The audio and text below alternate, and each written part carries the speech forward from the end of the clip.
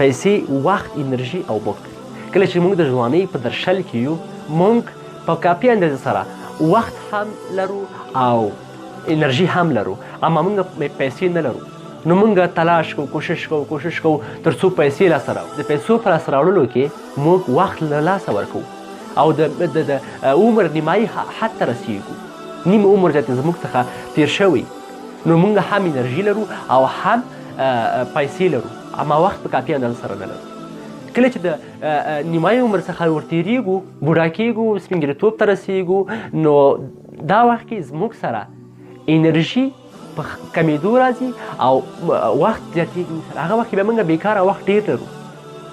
نو دا په دې معنا چې هر کله موږ غواړو څه لاسته راوړو، بل یو څه د لاسه ورکړو. دا د طبیعت قانون ده، همدغه ژوند ده. په ژوند کې همیشه باید موږ یو کار ته سینه وټپو.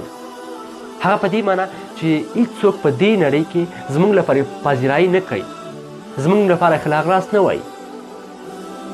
نو تل باید دا په یاد ولرو چې هر کله غواړو څه لاسته راوړو، باید یو څه له لاسه ورکړو. مننه.